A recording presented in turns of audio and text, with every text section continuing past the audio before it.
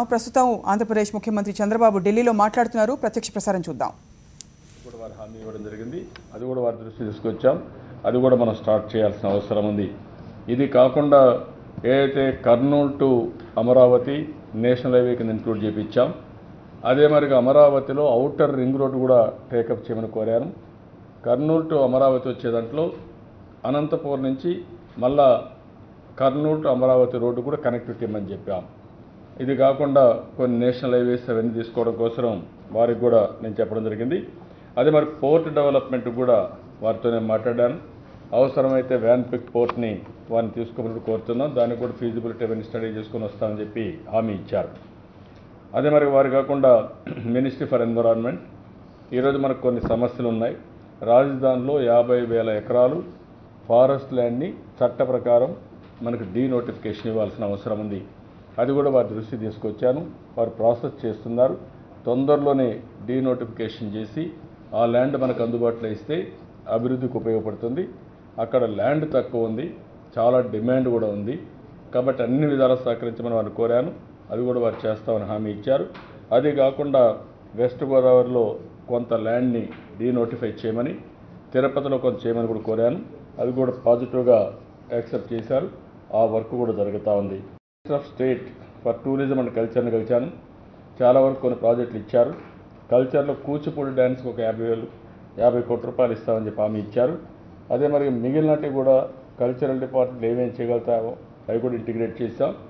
ఒక museum, one of the best museum పెట్టడానికి మన రాజధాని లేదు కాబట్టి దానికి కూడా పూర్తిగా ఫండ్స్ ఇస్తామని వారు హామీ ఇవ్వడం జరిగింది.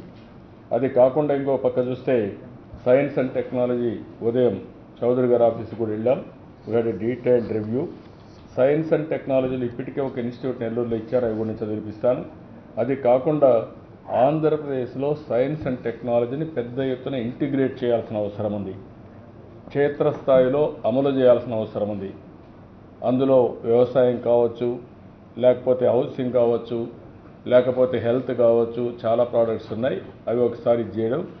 రెండోది సైన్స్ అండ్ టెక్నాలజీని యూనివర్సిటీలో తీసుకెళ్ళి అనుసంధానం చేసి స్టూడెంట్స్లో కూడా తీసుకురావాల్సిన అవసరం ఉంది. ఇన్క్యుబేషన్ సెంటర్స్ పెట్టడం, స్టార్టప్ విలేజెస్ పెట్టడం, అదే మరి ఎంటర్ప్రినర్స్ తయారు చేయడం. ఈ రీసెర్చ్ అనేది ఒక పక్కన హై స్కూల్ పిల్లల దగ్గర నుంచి ఇన్నోవేటివ్గా ఆలోచించే పని చేయాలని చెప్పి అనుకున్నాం. దానికి వారు ఒక యాక్షన్ ప్లాన్ కూడా తయారు చేస్తారు. రాబోయే నెలలో యాక్షన్ ప్లాన్ తయారు చేస్తే దీన్ని లాజికల్గా ఏ విధంగా తీసుకుపోవడం కోసం ఒక ప్రణాళిక తయారు చేసుకొని ముందుకు పోతున్నాం. ఇవి నిన్న ఈరోజు జరిగినటువంటి మీటింగ్స్ అన్నీ. ఉమాభారతి గారిని కలిశాను. ఉమాభారతి గారిని కలిసి పోలవరం ప్రాజెక్టు గురించి డిస్కస్ చేశాను. ఫస్ట్ టైం దేశంలో మొట్టమొదటిసారిగా నదుల అనుసంధానం చేశాం. ఒకప్పుడు నదుల అనుసంధానం ఒక కళ, ఒక ఆశ, భారతదేశం యొక్క ప్రజల అభీష్టం. అందరూ నదుల అనుసంధానం కావాలని కోరుకున్నారు.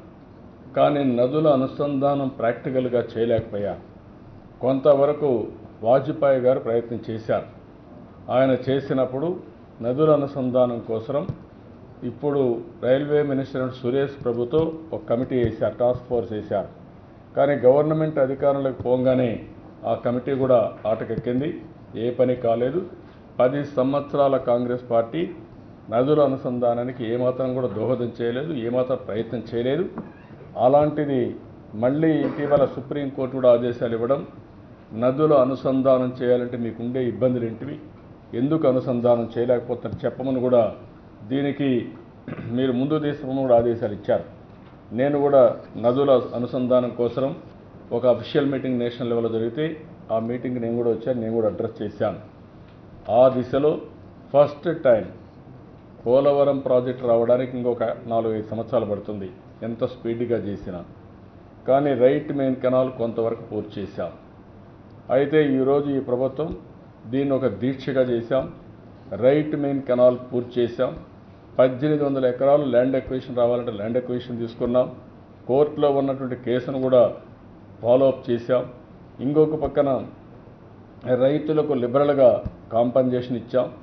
దగ్గర ఒకే రోజు 700 కోట్ల రూపాయల రైతులకు కాంపన్సేషన్ పే చేసి ఆ భూమి అంతా కూడా తీసుకొని వీలైనంత ఎంత ఒక రికార్డు స్థాయిలో పని పూర్తి చేశాం. ఈ నీళ్లు రావాలంటే లిఫ్ట్ ఇరిగేషన్ తప్ప వేరే మార్గం లేదు కాబట్టి పట్టిసీమ లిఫ్ట్ ఇరిగేషన్ పెట్టి పట్టిసీమ లిఫ్ట్ ఇరిగేషన్ ద్వారా